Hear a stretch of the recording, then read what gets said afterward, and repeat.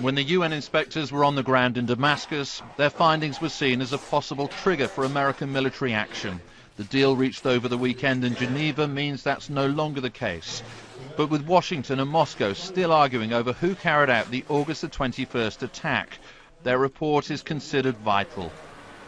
They were instructed to find out if chemical weapons were used rather than to attribute blame. This was a technical inspection rather than a criminal investigation, and it confirmed unequivocally and objectively that chemical weapons were used. The findings are beyond doubt and beyond the pale. This is a war crime. It is the most significant confirmed use of chemical weapons against civilians since Saddam Hussein used them in Halabja in 1988.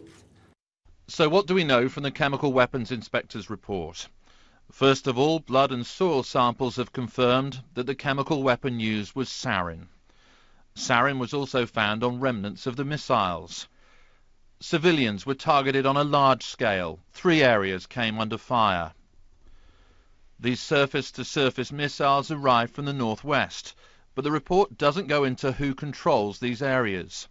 However, the Americans argue they're under government control. The weather conditions were also ideal for an attack. Experts argue this shows an understanding of chemical warfare, not a casual, improvised use. When the Americans studied the report, they were in no doubt that it supported their own intelligence that the Syrian government was to blame. The quality of the sarin was higher than that of the sarin used in Saddam Hussein's program. Again, higher than the quality of that used in Saddam Hussein's program.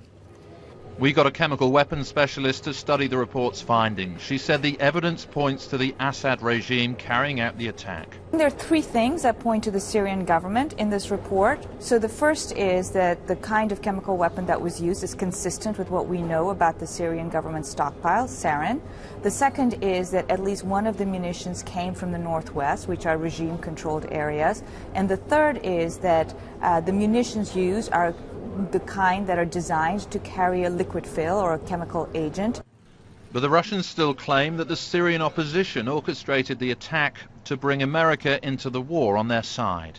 I think some colleagues jumped to their conclusions when they were saying that the Sahlström report definitively proves that it was the government forces who used the chemical weapons. But despite this fundamental difference, the agreement between Russia and America still stands.